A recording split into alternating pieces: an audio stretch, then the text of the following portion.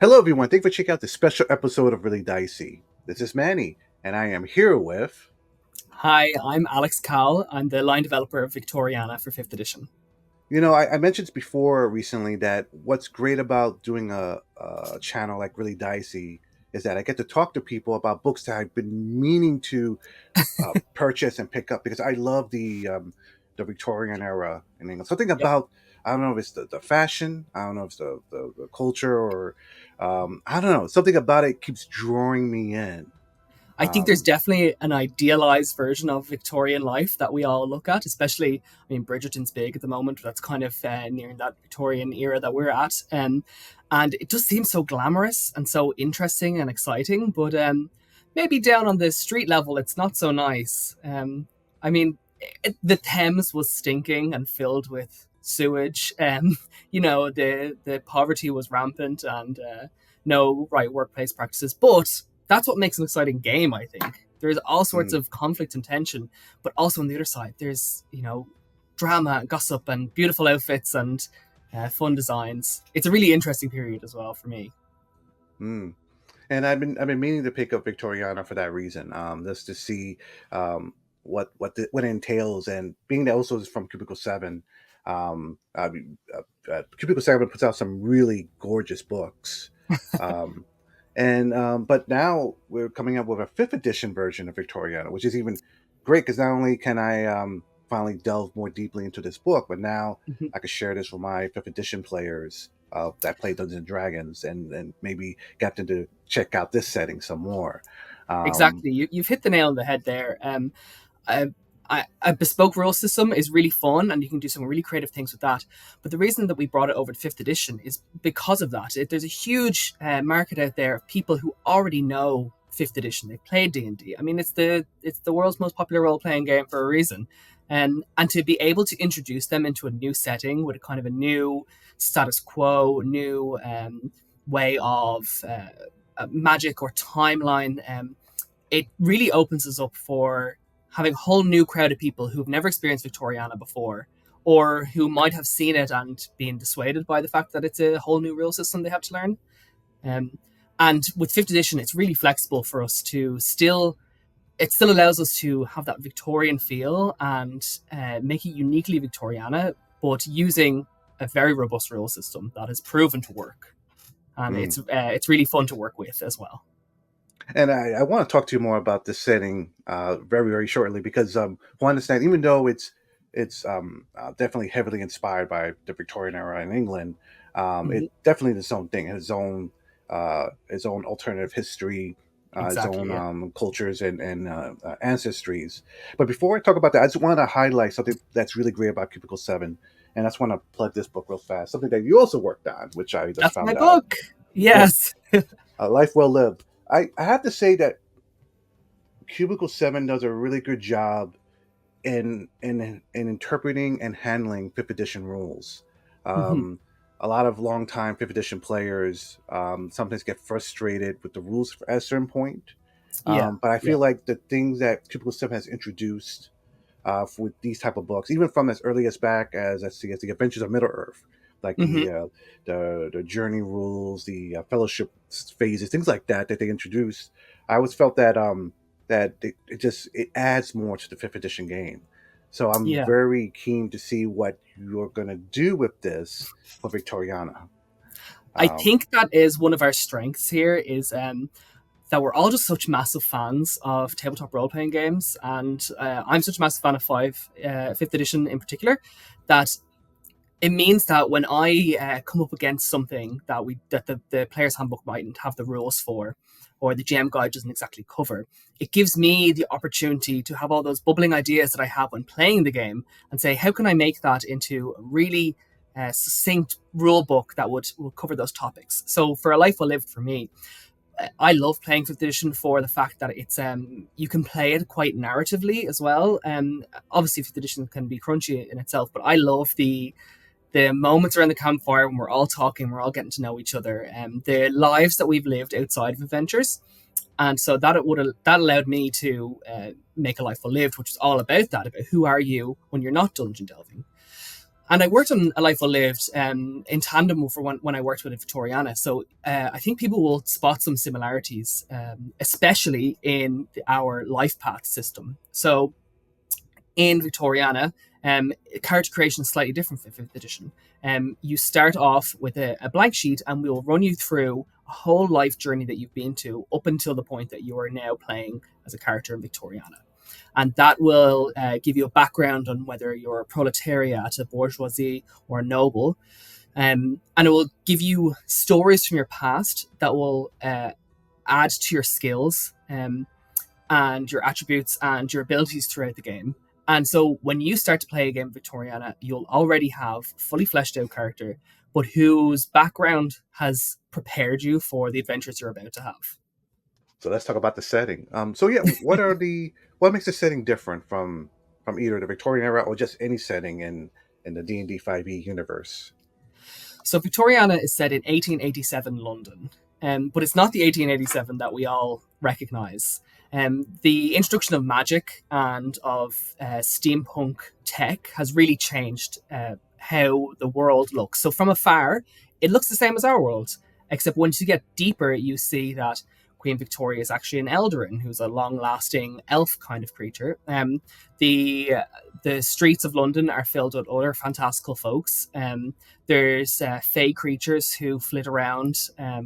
There are monsters that lurk in the shadows. So it still is recognisably London. There's the Thames, there's Tower Bridge is under construction, but those small details are what make it different. And the great thing about doing a historical game is we've said it's 1887 London. What now? That's up to the players. They are really the ones who are going to steer the course of history, usher in whatever new era they want, and that's just going to be determined by them. Another historical is a strange with a historical game that we don't want people to have a huge knowledge of the Victorian era in order to be able to enjoy it. There are Victorian buffs, of course, and history buffs, and then there's people who just want to play as a pretty noble or the down on their luck proletariat. And so we give an overview of London in the book, but we say to people, make it your own. If you don't agree with how this London looks, as a GM and a players, have a discussion and see what way that you can change London for yourself. Because I'm not focusing on specifics of was this invented at that time and was this road actually here, because it's an alternate history. There are subtle differences. It gives us an allowance to say that maybe this machine was invented earlier, or the introduction of photography and film was here, because steampunk, it's magic, anything can happen. And I think that's what makes it really accessible to players who aren't history buffs. And what kind of adventures are set at Victoriana? Are they more like detective stories? Or are they fantasy adventures? How would you describe it? What kind of adventures you could have here? Yeah, so adventures in Victoriana are called penny dreadfuls, kind of evoking that era of the small comic books that you could read, or novellas. And at the beginning of Victoriana, we open that up to players and ask them what kind of adventures they'd like to go on. So the player characters, first of all, are called irregulars, because they come from all parts of society and work together to solve crimes, fight monsters, or just stop for tea in the middle of London. And because they're proletariats or bourgeois or nobles, ordinarily society wouldn't expect them to be together, to talk to each other, or be allies. So already they are irregulars. And that's because we've got 21st century mindsets going into a 19th century game. And it also means that the players are the people who are starting a change. Everyone looks at them differently, and they get to do crazy things that would not be maybe appropriate for the time. And so together as irregulars, they form an association. And associations are like your party in D&D. And there is a chapter called Association Creation, where you are able to work with the other irregulars to find out what types of adventures you want to go on. Whether you are focusing on investigation. Maybe you're donning your deerstalker cap and taking out your magnifying glass to solve crimes. Maybe it's an action-packed game where you're chasing the big bad down Cannon Street to catch them before they make it to their aerostat that leaves the city. Maybe it's a monster hunting game where you can open the Victoriana menagerie and find any sort of creature that might be stalking the shadows or crawling under the sewers or pulling the strings behind some of the secret societies. So there's lots of different ways that you can play the game. And once you know what type of game you're playing, I think that you can gear your irregulars towards that. Maybe you want to play the sleuth who's really good at spotting clues and solving crimes. And maybe if you're doing the monster hunting route, then you want to take the adventurer who's good with guns or weapons or just their fists. And I think that's great. The thing that I love most about Victoriana is that it's just such a cool setting and it's been really fun to work on. And so I want to just give the setting to people and say, what would you like to do? We're not pushing you down one single path. Have an explore of the city, find out what works for you, and really hone in on that. What about species? I did take a peek at what was available previously. It looks like there's very similar overlap, although it looks like dwarves and halflings are sort of one species now. Exactly, yeah. So I'll tell you about them. The In Victoriana, we have lineages, which are all different subsets of humanity. Everyone is a human in Victoriana, but they all they have some different traits between them. And it's quite a difference from maybe regular fantasy D&D or previous editions of Victoriana. So we have the regular humans who look like you and I, and they're called the Dini. And they are more emotionally driven than the other lineages, which means that that's why they've been so impactful on history and adaptable to new situations. We have the Caldi, who are, as you mentioned, the kind of amalgamation of dwarves, halfling, and gnomes. They might be thick and burly, or they might be short and wiry. They have a bit of an innate magic within them, and they have these fantastical hairstyles. They grow their hair much thicker and faster than other lineages, so they kind of are sometimes fashionistas, or sometimes might get in the way when they're working in a forge and they have to tie it all back. We have the Eldarin, which are the long-lived elf-like creatures. They're slightly out of sync with the rest of humanity because they live so long that they find they have trouble focusing on the smaller aspects of society, and they might one day pick up a new hobby and therefore get a new proficiency for a penny dreadful. They also have some magic that courses through their blood, and they're more psychic than other lineages. So they have vulnerabilities to psychic attacks, but also they are better at casting spells. We have the Puka, who are a sort of animal creatures. They are humans who have animal adaptations that would help them with survival. So when they're born, they have some traits of an animal. So that might be rabbit legs that allow them to jump higher. It might be a mole's nose that allows them to sense vibrations, or it could be a dog's jaw that would allow them to bite and nip during a scrap. Let me see. We have the Grugoks, who I really enjoy. They started off as our big and burly characters. They're 8 feet tall. They've got thicker skin, and so can take a bit more of a beating. But we wanted to have something different than just the standard tall and strong. And so the Grugoks are empathetic creatures. They can actually see another person's emotions through a coloured smoke that comes out of their breath, like if you're out on a cold day. And by interpreting these colours, they can guess what emotions people are feeling. And so they're great at negotiations or even lie detectors. It's not perfect science. It is an art, so they don't always get it right, but they're closer to it.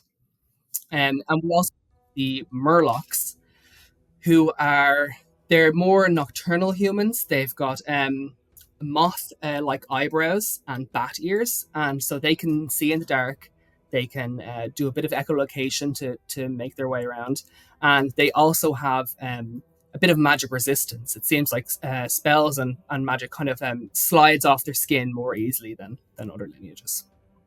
I'm just curious. You have all these great lineages, and this is based on the Victorian era in the UK. What is like the political and social atmosphere like in this world? Is it very how similar is it to like to history?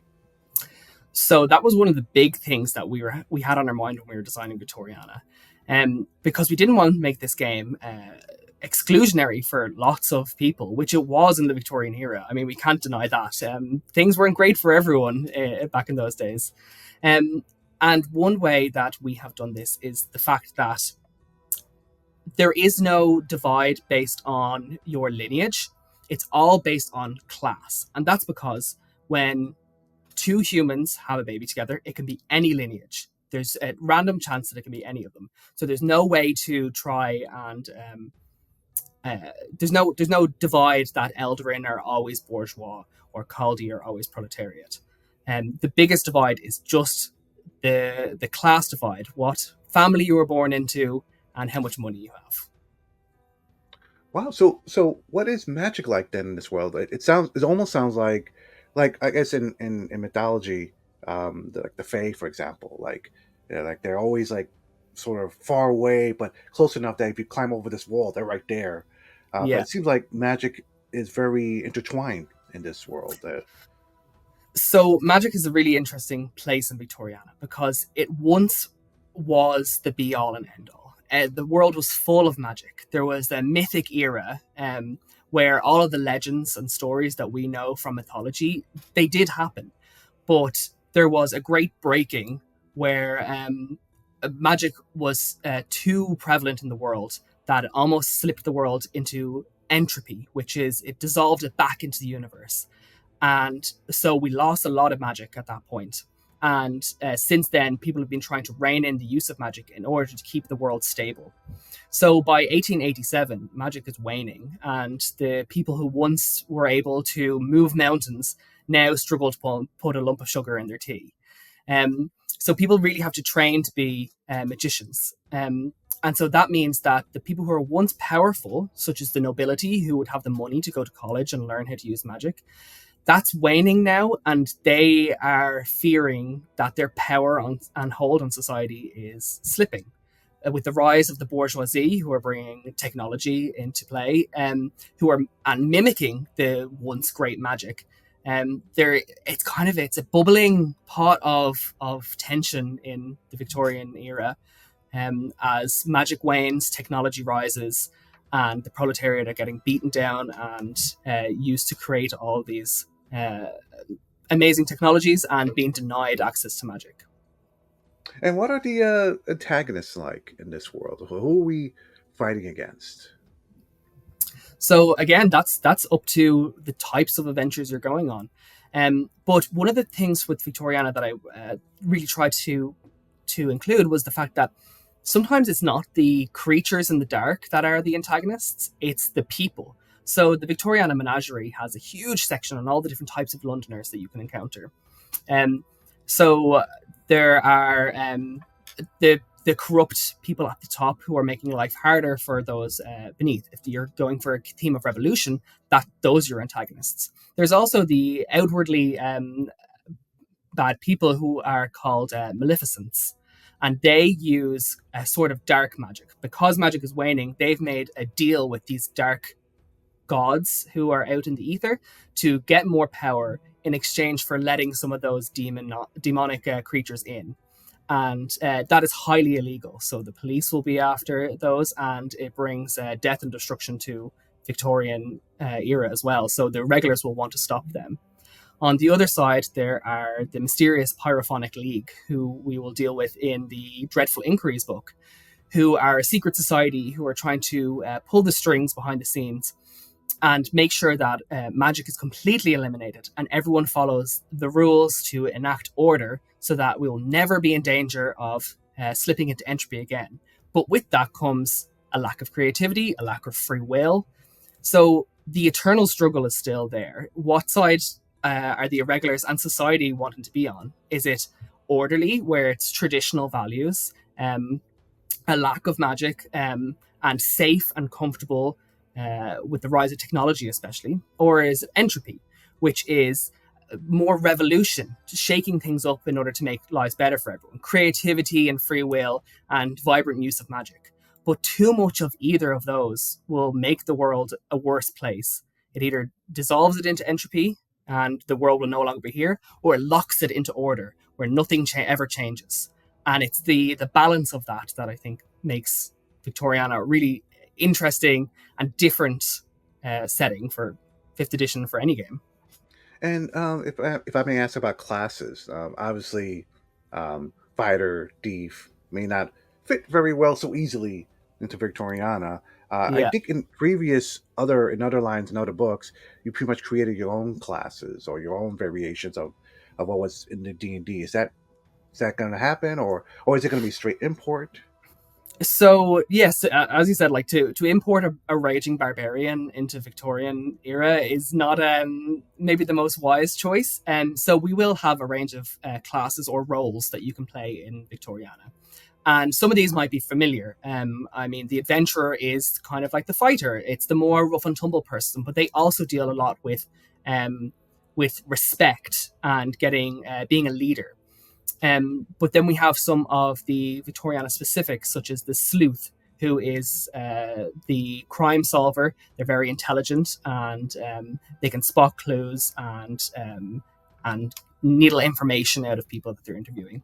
We also have the raconteur, who is the charmer and the the person who will be the face of the association to try and get people into parties, get a ticket, an invitation into the social club, but also know how to get out of danger when they've talked their way too much into it. We've got gadgeteers who can create fantastical steampunk creations to use on adventures. We have animists, who are a magic user primarily focused on nature magic and on the old ways, who can power up talismans to charge them with spells and hand them out to allies. We have thaumaturges, who are the college-educated magic users.